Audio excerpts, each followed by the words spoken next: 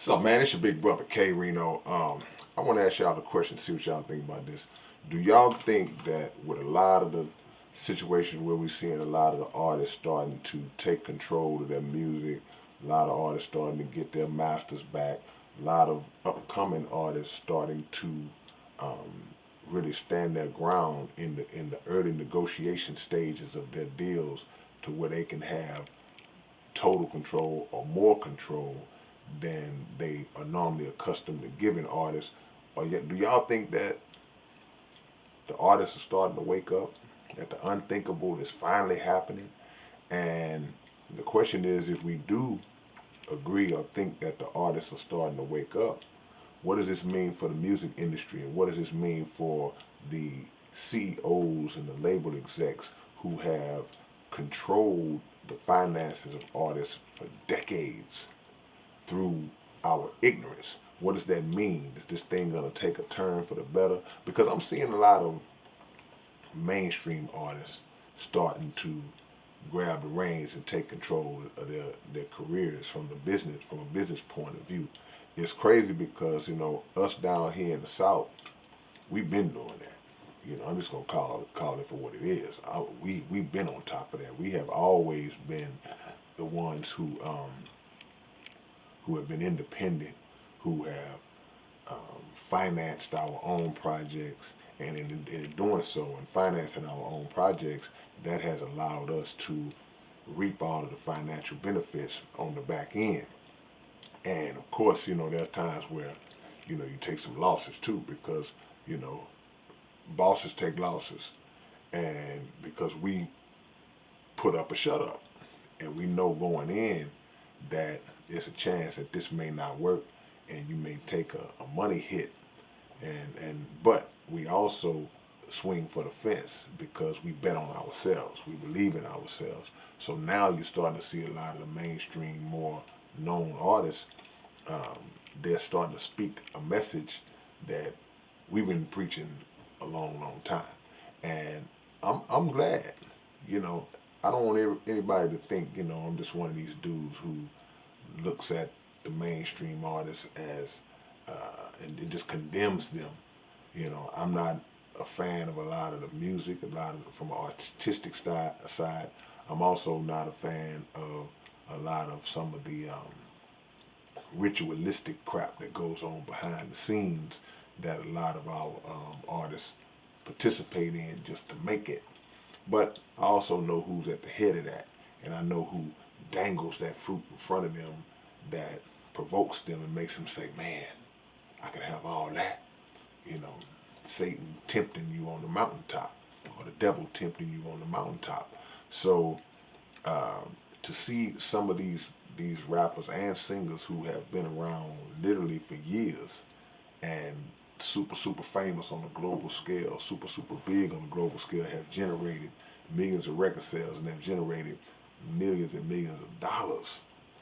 Um, I don't care what the situation is. I'm sad to see people get messed out of all of their money like that.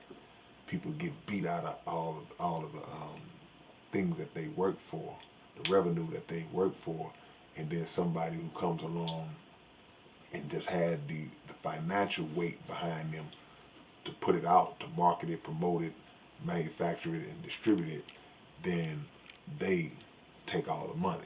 And I know what some of y'all are thinking, well, hey, they put up all this money, they should be, yeah, you should get a percentage, but nobody can convince me that anyone, I don't care how much money you put up, you're not entitled to more than the content creator, than the person who built these projects and built these classic songs and these timeless songs in a lot of cases that we listen to and hear forever and ever and ever. We still listen to songs that we listened to when we was 5 years old, 10 years old. We've grown up on songs, and these songs still give us the same feeling, the same excitement that they gave us um, since day one.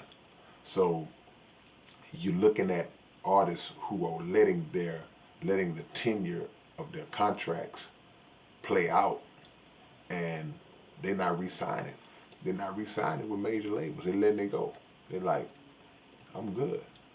And My theory has been for years that more artists should do that or should have done that after one project, if possible.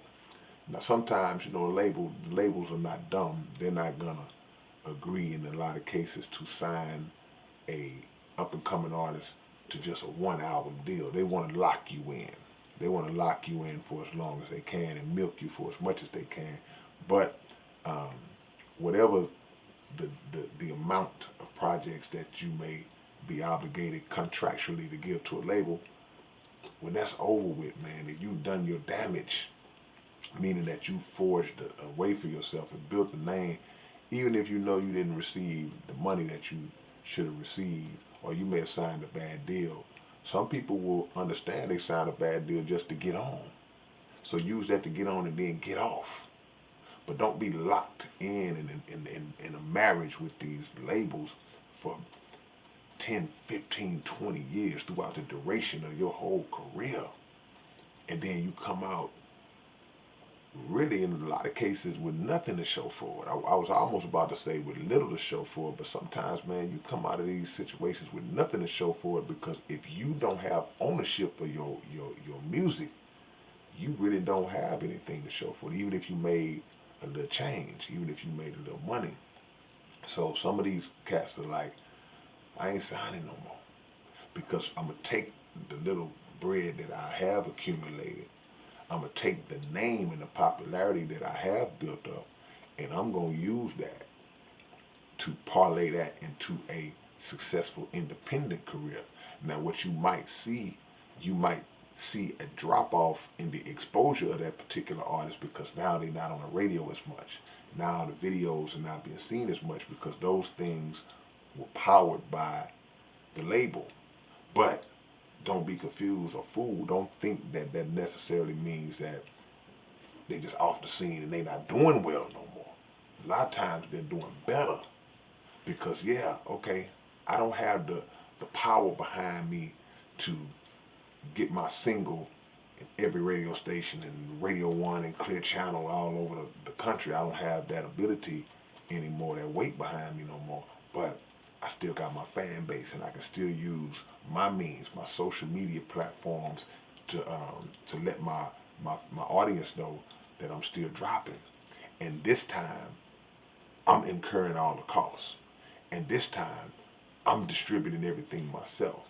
And this time, when a project sells for whatever it sells for, me as the artist is getting the majority, super majority, if not all, of the revenue that's generated from the sales. Now we all know, well, I don't say we all know, but a lot of us know the streaming game. The streaming doesn't pay much at all. Streaming pays crumbs that are broke off of crumbs. But regardless of what's going on, you want to control as much as you can until you get into a point where you can control it all. I'll talk about the streaming game at some point as we go on, because I've been learning a little bit. Your big brother been learning a little bit as well. So um, are these artists waking up? And if so, what are the labels gonna do about it? Because now when you start to see these artists starting to be a little more wiser in how they move, and you see rappers and singers actually turning down deals like, nah, I don't want that. Nope, I'm good. I don't need you.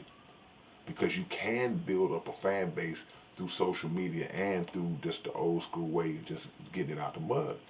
So now the labels are going to have to try to readjust to find different ways to lure you in, and try to figure out different ways and offer you different incentives that in the end will still be to the majority of their benefit, but they'll just be giving a little bit more.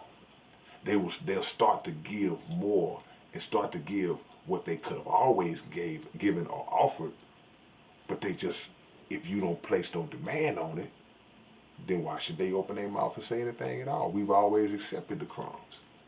See, it's about taking back our power, man. Use these moments and use what I'm speaking on to enrich us mentally, and enrich us financially. All right, man. This your big brother K-Rino. I hope y'all got some out of this. Tell me what y'all think. What are y'all seeing out here, man? All right, I'll catch y'all later. Peace.